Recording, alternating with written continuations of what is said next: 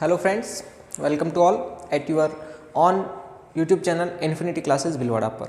आज हम लोग BCom third year MDS university के स्टूडेंट्स के लिए बहुत ही इम्पोर्टेंट सब्जेक्ट जो कि GST है वो हम स्टार्ट कर रहे हैं।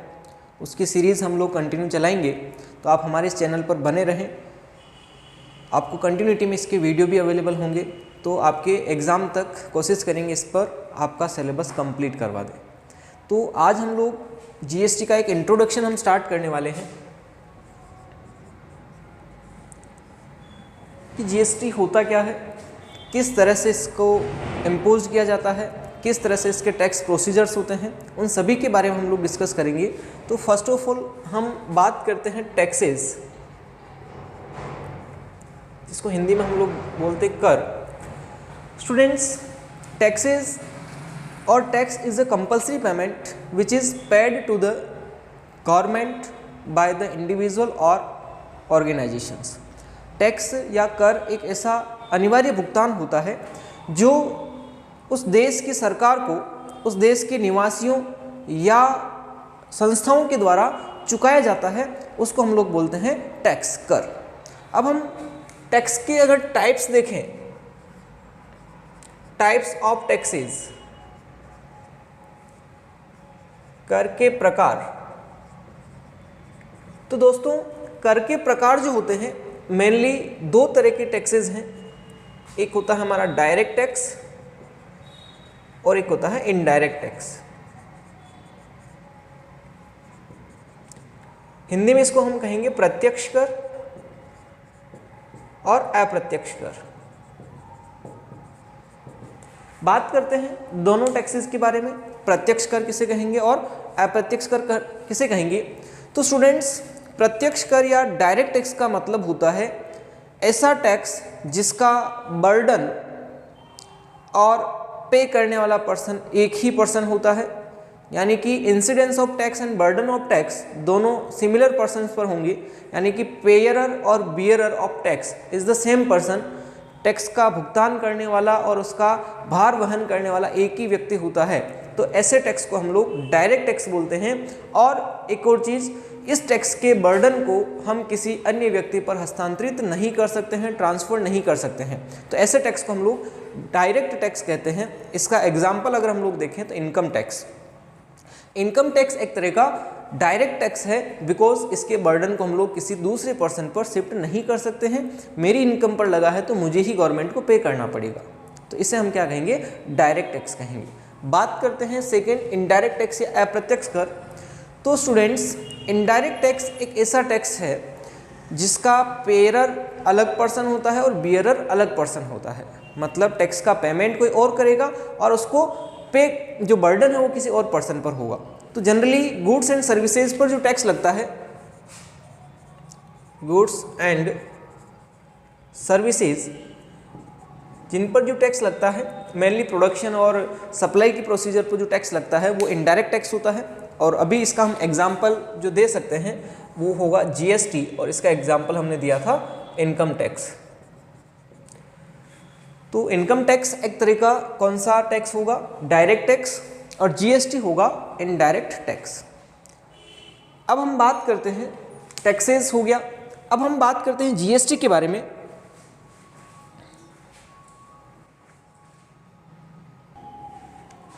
नाउ हम लोग डिस्कस करेंगे कि GST आने से पहले हमारे कॉन्स्टिट्यूशनल क्या क्या प्रोविजंस थे टैक्स के रिगार्डिंग, उसके बारे में हम लोग देखेंगे।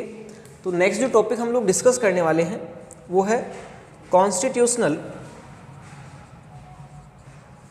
Provisions, constitutional provisions before GST। Hindi में अगर इसे कहें तो हिंदी में होगा GST से पूर्व संवैधानिक प्रावधान।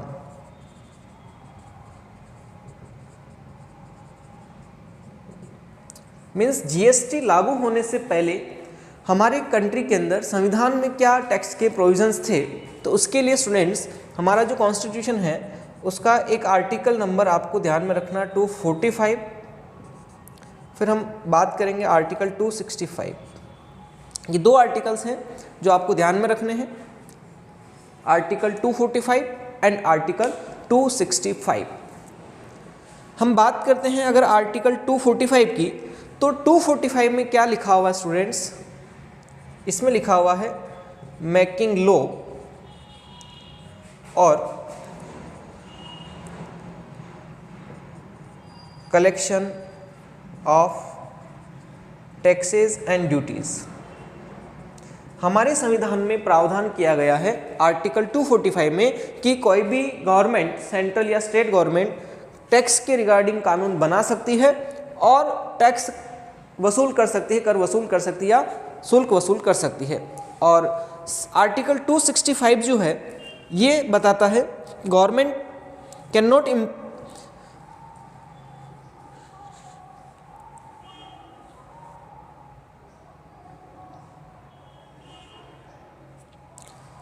आर्टिकल 265 हमें बताता है government can't collect tax without any legal right, any legal right means government के पास जब तक कानूनी अधिकार नहीं है कर को वसूल करने का, तब तक वो टैक्स कलेक्ट नहीं कर सकती किसी भी पर्सन से। तो इसका प्रोविज़न हमें गिवन है हमारी कॉन्स्टिट्यूशन आर्टिकल 265 अनुच्छेद 265 में, और 245 में हमें बता रखा है अनुच्छेद 245 में कि कर से संबंधित राज्य सरकार या केंद्र सरकार कानून बना सकती है और कर वसूलने का और शुल्क लगाने का अधिकार केंद्र सरकार और राज्य सरकार के पास होता है। उसके बाद अगर हम बात करें तो नेक्स्ट पॉइंट आता है कॉन्स्टिट्यूशनल प्रोविजन में ही शेड्यूल 7। शेड्यूल 7 जिसको हिंदी में हम लोग कहेंगे अनुसूची 7। अनुसूची 7 जो शेड्यूल 7 है हमारे कॉन्स्टिट्यूशन का, इसमें टैक्स के बारे में बता रखा है कि कौन कौन सी लिस्ट होती है टैक्स की, उसके बारे में government has right to impose tax is given in schedule 7। Government's right to collect tax, अनुसूची 7 में गवर्नमेंट को टैक्स कलेक्ट करने का राइट दे रखा है और इसमें 3 लिस्ट दे रखी है। सूची 1 लिस्ट फर्स्ट जिसको हम लोग संघ सूची बोलते हैं हिंदी में, संघ सूची। सूची 2 लिस्ट 2 है, इसे हम बोलेंगे राज्य सूची। और सूची 3 जो है लिस्ट 3, इसे हम कहेंगे समवर्ती सूची। समवर्ती सूची इंग्लिश में हम इसको बोलेंगे, इंग्लिश नेम जो होंगे इनके वो होंगे आपके union list, state list and concurrent list. This is called union list, state list and last one is concurrent list. तो ये 3 तरह की सूचियां हैं संविधान के अंदर। 7वीं अनुसूची और उसके अंदर सूची 1, सूची 2 और सूची 3। इसके अंदर हमें बता रखा कि केंद्र सरकार कौन कौन से टैक्स लगा सकती है, राज्य सरकार कौन कौन से टैक्स लगाती है, और कंकरेंट समवर्ती में दोनों सरकारें मिला के कौन से किस तरह के टैक्स इम्पोज करती है उसके बारे में। अब हम लोग जो अगला पॉइंट देखने वाले हैं वो होगा कि केंद्र सरकार कौन कौन से टैक्सेस लगाती है और राज्य सरकार कौन कौन से टैक्स लगाती है बिफोर जीएसटी। तो टॉपिक है taxes imposed by central government, means केंद्र सरकार द्वारा लगाए जाने वाले कर।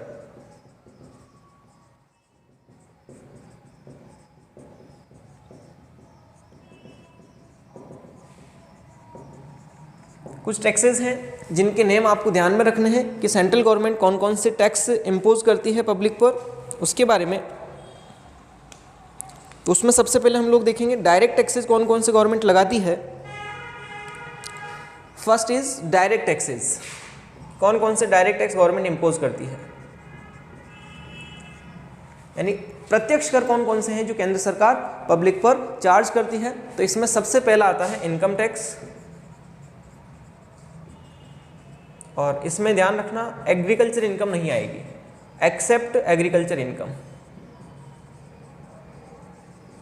इनकम टैक्स आएगा और इसमें एग्रीकल्चर की इनकम नहीं आएगी, कृषि की आय को छोड़कर बाकी जो इनकम होती है उस पर गवर्नमेंट इनकम टैक्स लगाती है, तो वो सेंट्रल गवर्नमेंट के पास उसका राइट है।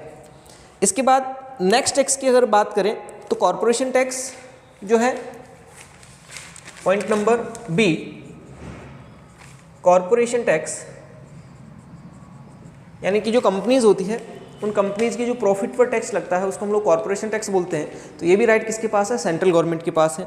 इसके अलावा नेक्स्ट हम बात करें सी पॉइंट, वेल्थ टैक्स, संपदा या संपत्ति कर, ये भी सेंट्रल गवर्नमेंट इम्पोज करती है। ये 3 तरह के टैक्सेस हैं जो डायरेक्ट नेचर के हैं और सेंट्रल गवर्नमेंट इम्पोज करती है।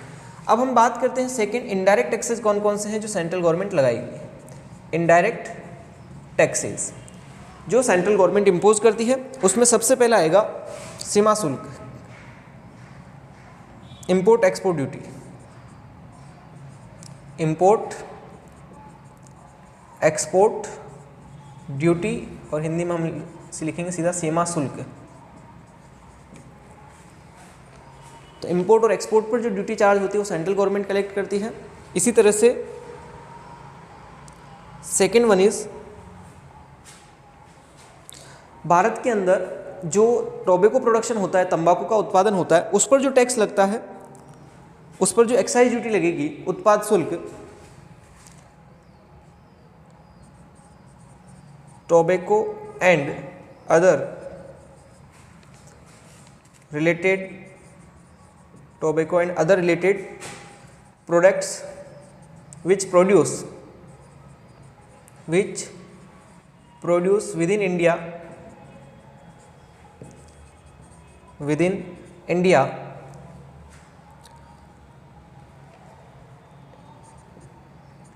टैक्स ऑन इट, इन पर जो टैक्स लगता है जिसको हम लोग एक्साइज ड्यूटी बोलते हैं, उत्पाद शुल्क बोलते हैं, ये भी हमारा इनडायरेक्ट टैक्स है और इससे कौन इम्पोज करेगी? सेंट्रल गवर्नमेंट इम्पोज करेगी।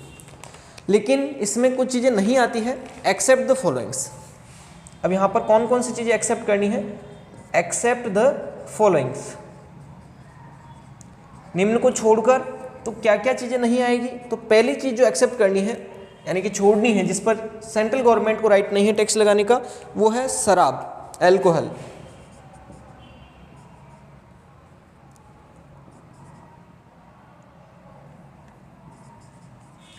एल्कोहल जो शराब होती है उस पर सेंट्रल गवर्नमेंट को टैक्स लगाने का राइट नहीं है। और शराब भी कौन सी? ह्यूमन बीइंग को जो कंज्यूम करते हैं, कंज्यूम्ड बाय ह्यूमंस, जो इंसान पीते हैं दारू, उस दारू को छोड़कर इस दारू पर टैक्स लगाने का राइट किसको है स्टूडेंट्स? राज्य सरकार को होगा, केंद्र सरकार को नहीं होगा। ठीक है। उसके बाद अगली बात करें तो अफीम पर भी टैक्स सेंट्रल गवर्नमेंट नहीं चार्ज करेगी। इसके अलावा भांग जो भारत में प्रोड्यूस होती है उस पर भी नहीं लगेगा। और नशीली दवाइयाँ जो बनती है और या कोई मादक पदार्थ होते हैं उन पर टैक्स सेंट्रल गवर्नमेंट नहीं लगाएगी। मादक पदार्थ केवल तंबाकू पर सेंट्रल गवर्नमेंट टैक्स लगाती है। इसके अलावा दूसरी चीज़ें हैं जो मादक पदार्थों में आती है, अफीम, भांग, गांजा, नशीली दवाइयाँ हो गई या अन्य कोई भी मादक पदार्थ हो गया, एल्कोहल हो गया, इन पर राज्य सरकारें टैक्स लगाती है, केंद्र सरकार टैक्स नहीं लगाती है। ठीक है, ये चीज़ें अपन को ध्यान में रखनी है। और तीसरा जो इनडायरेक्ट टैक्स लगता है, ये तो इनको छोड़ के नहीं लगाना है। और तीसरा जो इनडायरेक्ट टैक्स लगता है, अंतर्राष्ट्रीय व्यापार एवं वाणिज्य के दौरान समाचार पत्रों को छोड़कर अन्य वस्तुओं के क्रय विक्रय पर लगने वाला टैक्स। यानी कि हम अंतर्राष्ट्रीय व्यापार करते हैं, उसमें समाचार पत्र पत्रिकाओं पर टैक्स सेंट्रल गवर्नमेंट नहीं लगाती है। उनके अलावा कोई भी वस्तु का क्रय विक्रय हो रहा है तो उस पर जो टैक्स लगाया जाएगा वो सेंट्रल गवर्नमेंट इम्पोज करेगी। और एक जो टैक्स होगा वो केंद्रीय विक्रय कर माना जाएगा, है ना। उससे कौन सा मानेंगे हम? केंद्रीय विक्रय कर, जो कि एक्सपोर्ट इंपोर्ट पर लग रहा है। CST जो राज्य सरकारें भी चार्ज करती है, लेकिन वो वाला नहीं है, ये केंद्र सरकार जो जीएसटी सीएसटी चार्ज करती है, सेंट्रल सेल टैक्स, केंद्रीय विक्रय कर, जो कि एक देश से दूसरे देश में हम वस्तुओं का आदान प्रदान करते हैं, एक्सपोर्ट इंपोर्ट करते हैं, ट्रांसफर करते हैं गुड्स को, तो वहाँ पर जो टैक्स चार्ज होता है वो सेंट्रल गवर्नमेंट चार्ज करती है, लेकिन उसमें समाचार पत्र पत्रिकाएं, न्यूज़पेपर्स एंड मैगजीन्स को एक्सक्लूड रखा गया है। ओके, उसके बाद हम बात करते हैं टैक्सेज ऑन सर्विसेज, इसी में थर्ड पॉइंट हो गया। उसके बाद fourth point taxes on services, जो सर्विस होती है उन सर्विसेज पर भी सेंट्रल गवर्नमेंट ही टैक्स चार्ज करती है, जो सर्विस टैक्स के नाम से जाना जाता था, लेकिन अभी presently goods and service tax है तो वो उसी में इंक्लूड हो चुका है। तो सर्विस टैक्स जो था वो सेंट्रल गवर्नमेंट चार्ज करती थी। इसके अलावा कोई गवर्नमेंट सेंट्रल गवर्नमेंट को लगे तो वो सेंट्रल गवर्नमेंट अपने वहाँ पर टैक्स चार्ज कर सकती है। कुछ इसके एक्सप्लेनेशन आपको ध्यान में रखने जो आपकी बुक के अकॉर्डिंग दे रखे हैं कि अगर गवर्नमेंट ने कोई पहले टैक्स लगाया था और बाद में वो अगर सफल नहीं हो पाया, सक्सेस नहीं हो पाया, तो उसको क्या कर सकती है, बंद कर सकती है उस टैक्स को। इसी तरह से जैसे कि वेल्थ टैक्स था, धन कर, हमें ऊपर पड़ा भी है वेल्थ टैक्स, इसको 2015-16 में गवर्नमेंट ने बंद कर दिया था क्योंकि वो ज़्यादा सफल नहीं हो पाया था। तो ये सारे टैक्सेस थे जो कि सेंट्रल गवर्नमेंट इम्पोज करती है। अब हम लोग देखेंगे स्टेट गवर्नमेंट के द्वारा कौन कौन से टैक्सेस इम्पोज किए जाते हैं। अब हम लोग डिस्कस कर रहे हैं कि राज्य सरकार कौन कौन से टैक्स लगाती है, यानी राज्य सरकार को कौन कौन से कर वसूलने का अधिकार है, जो कि 7वीं अनुसूची का पार्ट 2 यानी सूची 2 में दे रखा है राज्य सूची। उसके अनुसार राज्य सरकार को कौन कौन से टैक्स लेने का अधिकार है। तो पॉइंट होगा हमारा taxes imposed by state governments. राज्य सरकारों को कौन कौन से कर वसूल करने का राइट होगा, taxes imposed by the state governments. उसमें सबसे पहले अगर हम बात करें तो लैंड रेवेन्यू टैक्स जो होता है, लैंड रेवेन्यू टैक्स, हिंदी में इसको बोलते हैं भू राजस्व कर। भू राजस्व कर या माल गुजारी कर जो होता है, जो जमीन पर टैक्स लगता है, वो टैक्स स्टेट गवर्नमेंट लगाएगी। जैसे हम लोग रजिस्ट्री करवाते हैं तो रजिस्ट्री के साथ गवर्नमेंट एक लीज के रूप में हमारे से टैक्स कलेक्ट करती है, तो वो हमारी स्टेट गवर्नमेंट को राइट है टैक्स कलेक्ट करने का। दूसरे टैक्स की अगर हम बात करें तो agriculture tax on agriculture income, tax on agriculture income. वैसे तो एग्रीकल्चर की इनकम टैक्स फ्री होती है, लेकिन कुछ ऐसी क्रॉप्स होती है जो कैश क्रॉप्स होती है, उस पर गवर्नमेंट टैक्स लगाती है। तो एग्रीकल्चर पर टैक्स लगाने का राइट स्टेट गवर्नमेंट को, ना कि सेंट्रल गवर्नमेंट को है। उसके बाद थर्ड कंडीशन की अगर बात करें, थर्ड पॉइंट जो थर्ड टैक्स लगता है, गुड्स प्रोड्यूस्ड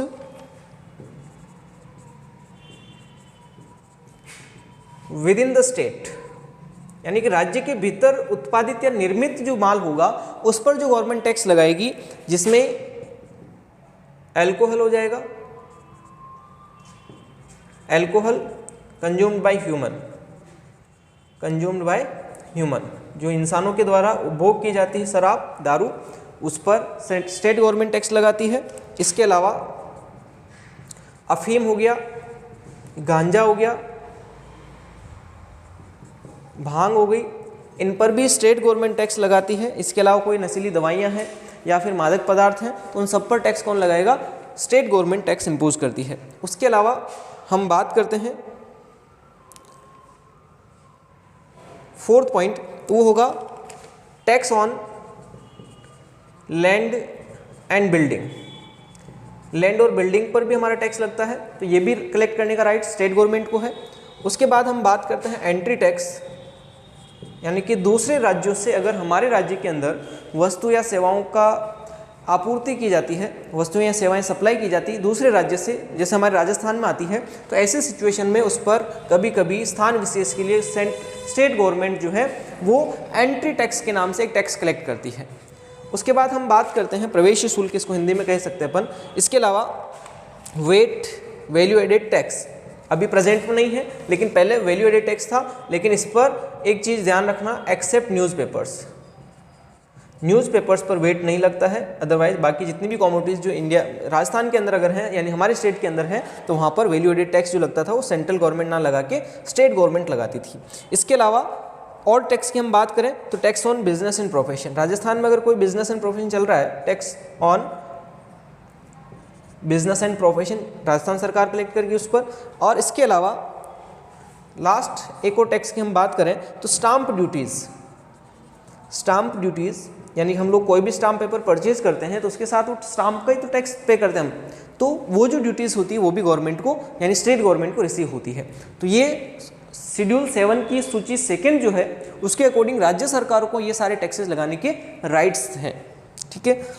उसके बाद हम बात करें तो सूची 3 जो है, सूची 3 ये बताती है समवर्ती सूची, जिसको कॉन्करेंट लिस्ट हम बोलते हैं। उसमें ये बताया गया है कि कुछ ऐसे टैक्सेस होते हैं जिन्हें केंद्र और राज्य दोनों सरकारें लगाती है, आपस में शेयर कर लेती है। तो कुछ ऐसे टैक्सेस हो सकते हैं तो उनको हम लोग कॉन्करेंट या सूची 3 के अंदर रखते हैं।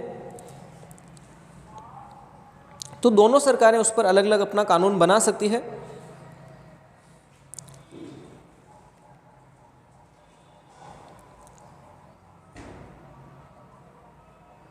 और अगर जैसे केंद्र ने भी कानून बना रखा है और राज्य सरकार ने भी उसी सेम पॉइंट पर सेम टैक्स के रिगार्डिंग कानून बना रखा है, यानी कि केंद्र और राज्य के कर कानून में कोई विरोधाभास है, कुछ उसमें कॉन्फ्लिक्ट हो रहा है, तो ऐसे सिचुएशन में सेंट्रल का जो लॉ होगा वो एप्लीकेबल होगा, यानी केंद्र का जो कानून होगा वो मान्य माना जाएगा, ठीक है स्टूडेंट्स। इसके बाद हम लोग जो अगला टॉपिक डिस्कस करने वाले हैं कि भारत में जीएसटी को लागू करने की आवश्यकता क्यों महसूस की गई, why GST imposed in India, why need for GST. तो टॉपिक होगा हमारा नीड फॉर जीएसटी। जीएसटी की आवश्यकता क्यों महसूस की गई है उसके बारे में हम लोग देखने वाले हैं। तो बहुत सारे ऐसे पुराने हमारे टैक्स सिस्टम के अंदर कुछ कमियां थी, जैसे कि एक सैनवेट था, इसको 1984 के अंदर लागू किया गया था, लेकिन इसमें बहुत सारी कमियां थी। तो फिर इसके बाद केवल इसके स्थान पर वेट को 2003 में लागू किया गया था, लेकिन फिर भी हमें जीएसटी की नीड महसूस हुई है। वेट के अंदर इनपुट टैक्स क्रेडिट का प्रावधान लाया गया था, जैसे कि सैनवेट में ये सिस्टम नहीं था। 2003 में जब वेट एप्लीकेबल हुआ तो इसमें इनपुट टैक्स क्रेडिट के प्रावधान किए गए, लेकिन इसके बावजूद भी हमारे टैक्स स्ट्रक्चर के अंदर बहुत सारी कमियां थी। इस वजह से उन कमियों को दूर करने के लिए हमें जीएसटी को इम्पोज करना पड़ा, जीएसटी लेकर आना पड़ा। अब कौन कौन सी कमियां हैं उसमें सबसे पहले अगर हम बात करें पुराने टैक्स सिस्टम का, तो पहली जो कमी है टैक्स ऑन टैक्स। बहुत सारी बार अलग अलग तरह के टैक्स लगने से एक ही कमोडिटी पर बार बार टैक्स लग जाता था, टैक्स पर भी टैक्स लग जाता था, तो इससे फाइनल कंज्यूमर को काफ़ी बर्डन पड़ता था। तो एक ये सबसे बड़ी कमी थी कि टैक्स पर टैक्स यानी कर पर कर लग जाता था पहले। सेकंड अगर हम बात करें तो अनेक करों के कारण कुल कर भार उपभोक्ता पर अधिक होना। Due to several taxes burden of tax on consumer. अलग अलग तरह के पहले टोटल 17 तरह के अलग अलग टैक्सेस थे बिफोर जीएसटी। तो उन 17 तरह के अलग अलग टैक्सेस होने की वजह से हर लेवल पर टैक्स लगता था। कहीं एंट्री टैक्स लग रहा, कहीं वेट लग रहा, कहीं एक्साइज ड्यूटी लग रहा, कहीं कस्टम ड्यूटी लग रहा, कहीं सेल टैक्स लग रहा। तो ये अलग अलग तरह के टैक्सेस लगते थे, तो फाइनल कंज्यूमर पर टैक्स का बर्डन बहुत ज़्यादा होता था और जो फाइनल प्रोडक्ट की वो प्राइस पे करता था वो बहुत ज़्यादा कॉस्टली उसके लिए हो जाती थी। तो एक कमी ये भी है। उसके अलावा हम बात करें तो विभिन्न राज्य सरकारों के राजस्व हितों में टकराव, conflict between the revenue interest of the different state governments. हर राज्य सरकार अपने हिसाब से कर पर कानून बनाती थी, तो उन्हें ये लगता था कि जैसे महाराष्ट्र से कोई गुड्स राजस्थान में आ रहा है तो महाराष्ट्र सरकार ज़्यादा से ज़्यादा रेवेन्यू अर्न करना चाहती है, तो वो ज़्यादा टैक्स इंपोज करके राजस्थान में गुड्स सेल करेगी, तो राजस्थान के कंज्यूमर्स पर वो टैक्स का बर्डन इंक्रीज हो जाएगा। तो राजस्थान और महाराष्ट्र के बीच में कॉन्फ्लिक्ट हो गया, यानी हितों में टकराव की स्थिति उत्पन्न हो जाती है। तो conflict between the revenue interest of states, revenue interest of the states. जो अलग अलग स्टेट्स हैं उनके रेवेन्यू इंटरेस्ट को लेकर कॉन्फ्लिक्ट की सिचुएशन क्रिएट हो जाती थी, तो ये भी एक कमी थी। उसके बाद इनपुट कर जमा प्रदान करने में सामंजस्य का अभाव, lake of coordination in providing input tax credit, lake of coordination in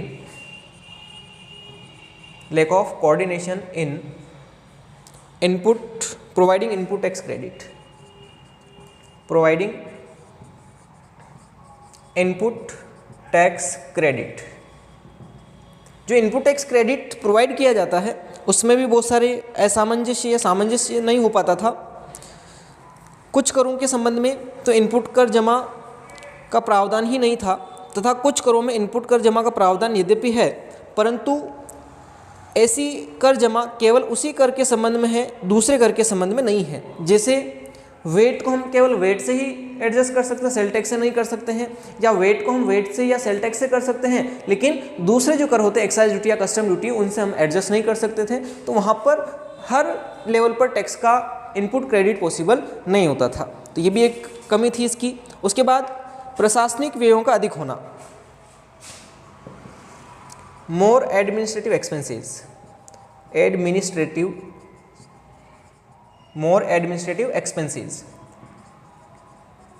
students, government के अलग अलग टैक्स डिपार्टमेंट्स बनाने होते हैं, एक्साइज डिपार्टमेंट अलग, कस्टम डिपार्टमेंट अलग, सेल डिपार्टमेंट अलग, वेट डिपार्टमेंट अलग। तो इतने अलग अलग डिपार्टमेंट्स होने पर उन्हें अलग अलग एम्प्लॉयज़ अपॉइंट करने पड़ेंगे, एडमिनिस्ट्रेटिव ऑफिसर्स अपॉइंट करने पड़ेंगे, अलग अलग ऑफिसेज ओपन करने पड़ेंगे। तो गवर्नमेंट को एडमिनिस्ट्रेटिव एक्सपेंसेस का कॉस्ट बहुत ज़्यादा होगा और अल्टीमेटली वो पैसा कंज्यूमर्स को देना है, तो कंज्यूमर पर ही टैक्स का बर्डन इंक्रीज हो जाएगा। तो एडमिनिस्ट्रेटिव एक्सपेंसेस भी पुराने सिस्टम में ज़्यादा होते थे।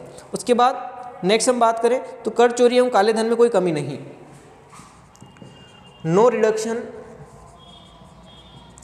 इन tax evasion and black money. ना तो कर चोरी में कोई कमी हुई और ना ही काले धन में कोई कमी हुई है। लोग आज भी जो है टैक्स पे नहीं करना चाहते हैं, बहुत सारे तरीके चार्टर्ड अकाउंटेंट से मिलकर वो निकाल लेते हैं टैक्स को बचाने के लिए। तो ये सारे कुछ ड्रॉबैक्स थे जीएसटी आने से पहले पुराने टैक्स सिस्टम के, इस वजह से हमें जीएसटी को इम्पोज करना पड़ा। इसके बाद हम लोग जो टॉपिक डिस्कस करने वाले हैं, meaning of GST and salient features of GST. GST का मीनिंग यानी जीएसटी का अर्थ और जीएसटी की विशेषताएं क्या क्या होती है वो हम लोग देखने वाले हैं। तो सबसे पहले जीएसटी का जो प्रोविज़न किया गया वो हम बात करते हैं आर्टिकल 366(12)A के अकॉर्डिंग। आर्टिकल 366(12)A के अनुसार जीएसटी क्या होता है वो बता रखा है कि मानवीय उपयोग की शराब की पूर्ति पर देय कर के अलावा माल या सेवा या दोनों की आपूर्ति पर कोई कर है, यानी कि except alcohol on human consumption, tax on all goods and services और both is known as GST. GST एक तरह का इनडायरेक्ट टैक्स है, लेकिन इस आर्टिकल में हमें पूरी डेफिनेशन नहीं दे रखी है। यहाँ पर हमें केवल इतना सा बता रखा है कि मानवीय उपयोग में आने वाली शराब को छोड़कर बाकी जितनी भी गुड्स एंड सर्विसेज की सप्लाई पर जो टैक्स लगता है वो एक कर है, जो जिसको हम जीएसटी बोलते हैं और जिसका प्रोविज़न कहाँ किया गया है, आर्टिकल अनुच्छेद 366(12)A के अंदर किया गया है। अब इसी के बेसिस पर हम लोग इसके फीचर्स देखें तो फीचर्स क्या क्या है, यानी इसकी विशेषताएं क्या क्या हैं। तो सबसे पहला, it is an indirect tax.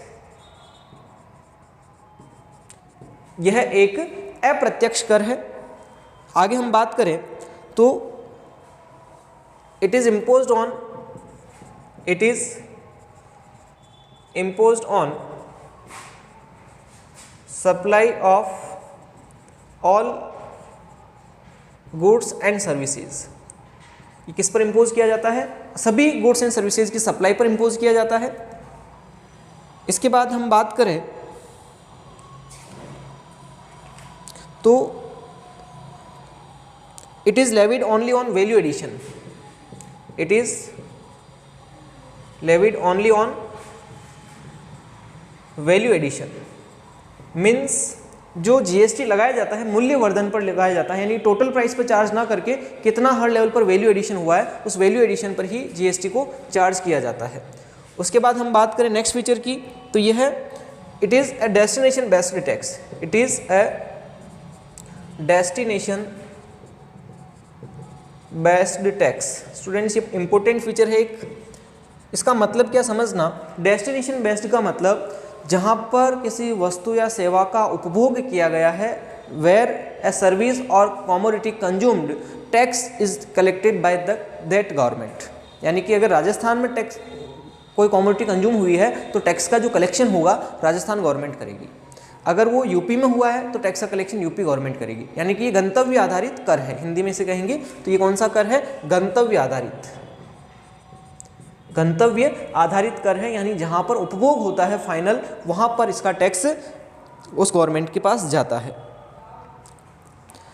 Next feature की हम बात करें तो ड्यूल जीएसटी मॉडल हमारे यहाँ पर है। ड्यूल जीएसटी मॉडल दुनिया के लगभग 160 देशों ने जीएसटी को एडॉप्ट कर लिया है हमारे से पहले अब तक। और ड्यूल जीएसटी मॉडल, तो जीएसटी के दो तरह के मॉडल चलते हैं world wide, single GST model और dual GST model. Single GST model क्या बताता है स्टूडेंट्स कि एक ही केंद्र जो सेंट्रल गवर्नमेंट होगी वही टैक्स का कलेक्शन करेगी, स्टेट गवर्नमेंट टैक्स का कलेक्शन नहीं करेगी। वो तो होता है single GST model. Dual GST model होता है कि केंद्र और राज्य दोनों मिलकर जीएसटी का कलेक्शन करती है। जैसे इंट्रा स्टेट सेल होती है, इंट्रा स्टेट सेल का मतलब एक ही राज्य में माल बेचना और खरीदना। तो ऐसे सिचुएशन में इंट्रा स्टेट सेल पर सेंट्रल गवर्नमेंट भी टैक्स लगाती है और स्टेट गवर्नमेंट भी टैक्स लगाती है। कलेक्शन तो स्टेट गवर्नमेंट कर लेगी, लेकिन वो सेंट्रल गवर्नमेंट को भी अपना शेयर भेज देगी। अगर जीएसटी की रेट 9% है तो 4.5% सीजीएसटी के रूप में जाएगा और 4.5% SGST, central goods and service tax, और state goods and service tax के रूप में वो क्लासीफाई हो जाएगा। तो हमारे इंडिया में इस तरह का सिस्टम है, यानी ड्यूल जीएसटी मॉडल एप्लीकेबल है। और इसी तरह से अगर वो स्टेट नहीं है तो यूनियन टेरिटरी होगा, तो या तो वो एसजीएसटी होगा या फिर वो सीजीएसटी। एक तो सीजीएसटी हो गया और एक होता है एसजीएसटी या यूटीजीएसटी। यूटीजीएसटी, एसजीएसटी का मतलब state goods and service tax, UTGST का मतलब union territory goods and service tax और central goods and service tax. तो हमारे यहाँ पर ये डबल मॉडल है, ड्यूल मॉडल है जीएसटी का। इंडिया ने dual model of GST adopt कर रखा है। इसके बाद हम बात करते हैं तो बहुत सारे जो अलग अलग तरह के हमारे इनडायरेक्ट टैक्सेस थे उनको हमने एक ही टैक्स में कन्वर्ट कर दिया। Single tax in place of various taxes. Single tax in place of various taxes. पहले लगभग हम बात करें तो 17 टैक्सेस तो अलग थे और लगभग 23 टाइप के सेसेस थे। तो इन सभी को मिला के किसमें डाल दिया? जीएसटी के अंदर डाल दिया गया। तो पहले अलग अलग तरह के सेवरल टैक्सेस होते थे, वेरियस टैक्सेस होते थे। उन जब भी सभी टैक्सेस जो कि लगभग 17 इनडायरेक्ट टैक्सेस थे और 23 सेसेस थी, उन सबको मिला के एक सिंगल टैक्स हमने यूज़ करा है, जिसको हम single tax in place of various taxes बोलते हैं। अब कौन कौन से ऐसे टैक्सेस हैं जिनको जीएसटी में इंक्लूड किया गया है जो सेंट्रल गवर्नमेंट पहले लगाती थी, तो उसके बारे में हम लोग देखते हैं। अब हम लोग देख रहे हैं कि जीएसटी में कौन कौन से ऐसे कर थे जो सेंट्रल गवर्नमेंट के टैक्सेस थे और उसको जीएसटी में शामिल किया गया। जीएसटी में शामिल किए गए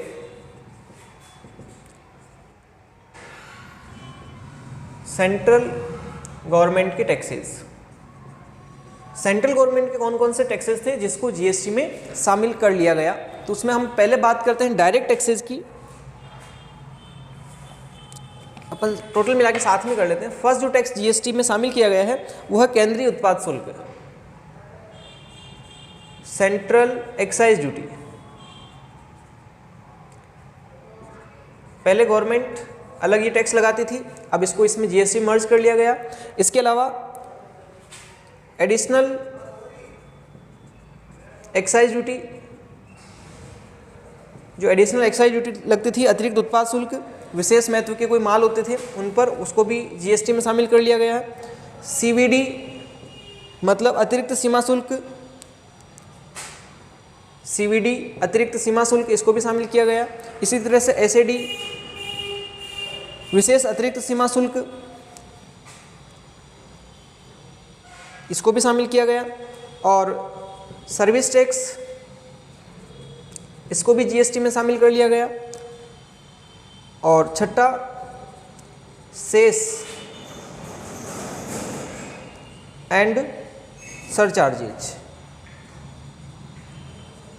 ऑन अबाउट टैक्सेस। जो हमने ऊपर टैक्स लिखे हैं, central excise duty, additional excise duty, CVD, CAD, SAD, service tax और सेस और सरचार्जेज और अबाउट टैक्स, इन सभी को जीएसटी में शामिल किया गया है, जो सेंट्रल गवर्नमेंट पहले टैक्स लगाती थी। अब हम बात करते हैं जीएसटी में शामिल किए गए स्टेट गवर्नमेंट के टैक्सेस।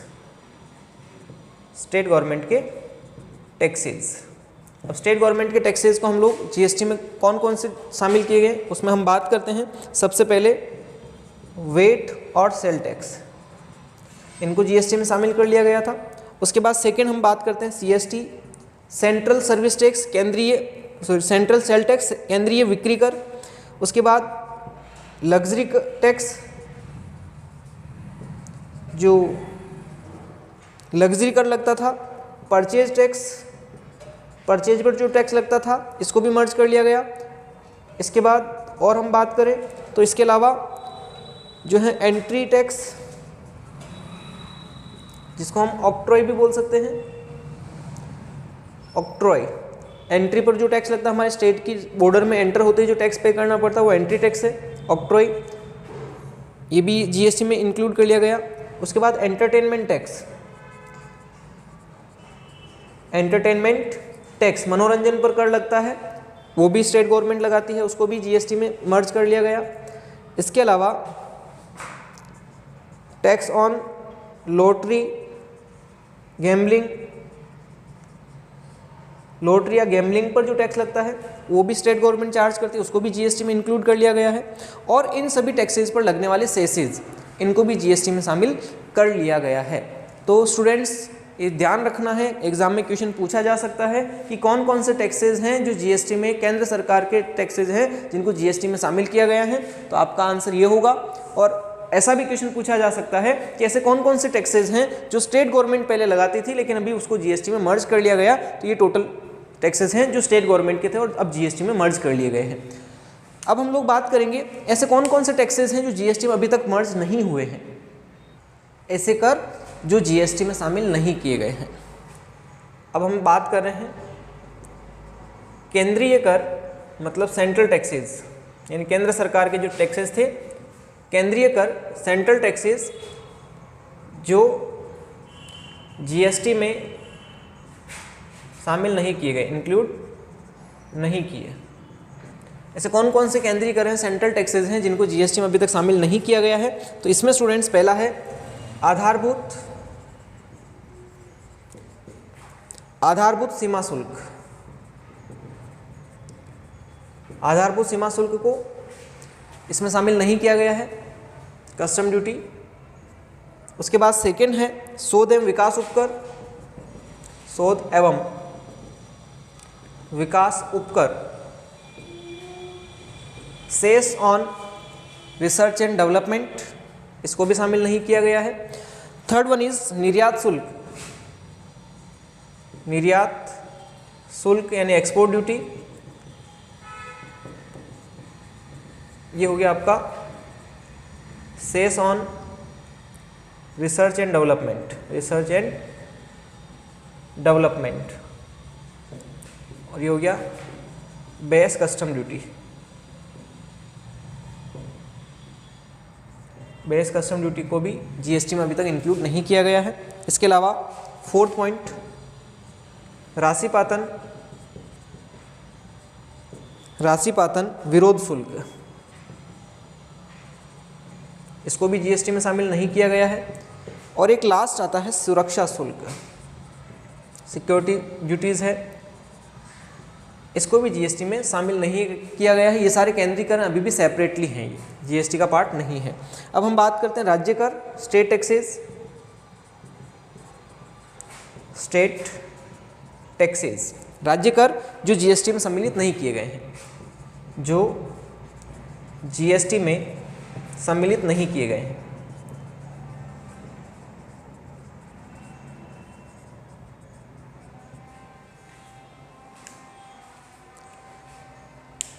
तो जिस तरह से केंद्रीय कर है वैसे ही हमारे कुछ राज्य कर भी हैं जिनको जीएसटी में शामिल नहीं किया गया है। उसमें पहला आता है राज्य उत्पाद शुल्क, राज्य उत्पाद शुल्क, इंग्लिश में इसे कहेंगे स्टेट एक्साइज ड्यूटी। जो स्टेट की एक्साइज ड्यूटी होती है वो अभी जीएसटी का पार्ट नहीं है। इसके अलावा स्टाम्प शुल्क, स्टाम्प ड्यूटी, ये भी जीएसटी का पार्ट नहीं है अभी तक। इसके अलावा और हम बात करें तो प्रोफेशन पर कर, tax on profession, tax on profession, और एक लास्ट हम बात करें तो मोटर वाहन कर, टैक्स ऑन व्हीकल। तो ये जो टैक्सेस हैं राज्य सरकार के टैक्स हैं और अभी तक इनको जीएसटी में इंक्लूड नहीं किया गया है। ठीक है स्टूडेंट्स, तो आज हम लोगों ने जीएसटी के कुछ फीचर्स देखे थे, कुछ फीचर्स और हैं वो भी हम लोग डिस्कस कर लेते हैं। अभी तक 6th फीचर्स हम लोगों ने देखे थे, उसके बाद अब 7th फीचर की हम बात करते हैं। तो डिसेंट्रलाइजेशन हुआ टैक्स का, बिकॉज राज्य सरकारों को भी अधिकार दिया गया है कर वसूलने का, तो डिसेंट्रलाइजेशन ऑफ एडमिनिस्ट्रेशन हो गया।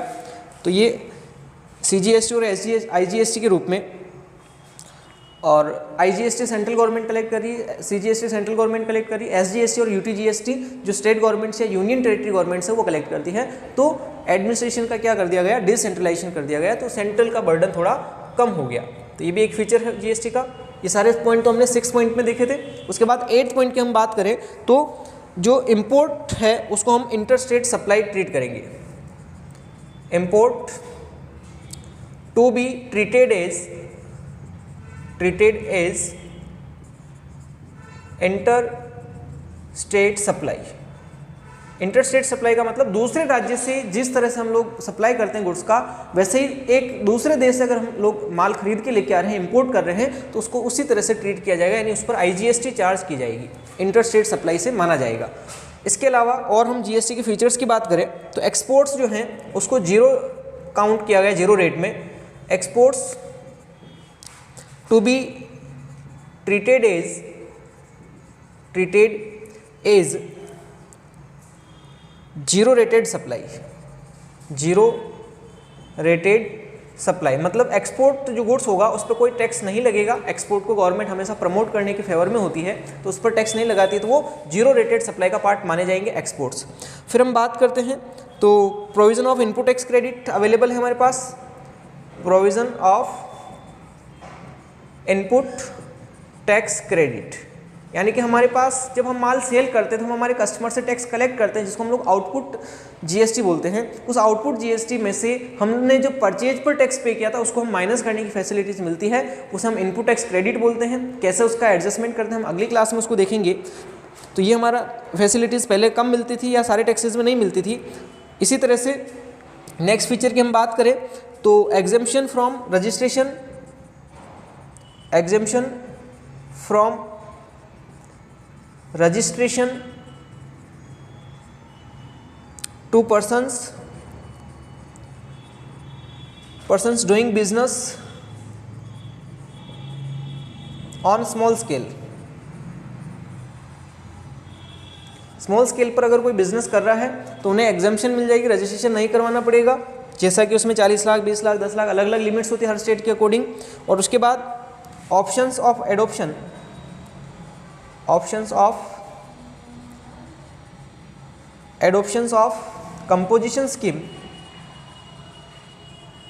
कंपोजिशन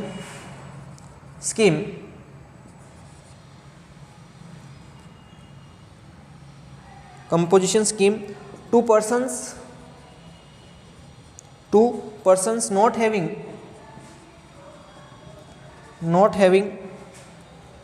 access aggregate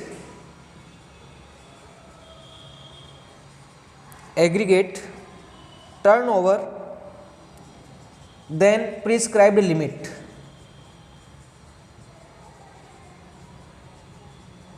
यानी कि निश्चित सीमा से अधिक कुल टर्नओवर नहीं करने वाले व्यक्तियों को कंपोजिशन स्कीम अपनाने का विकल्प अवेलेबल होता है इसके अंदर। ये कंपोजिशन स्कीम क्या होती है स्टूडेंट्स, इसको भी हम लोग नेक्स्ट क्लास में डिस्कस करने वाले हैं, ठीक है।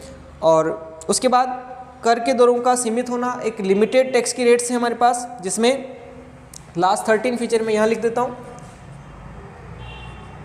Limited rate of taxes, tax की जो रेटें हैं वो लिमिटेड हैं। एक 4 लिस्ट आपको दे रखी है। उसकी पहली है रेवेन्यू न्यूट्रल रेट,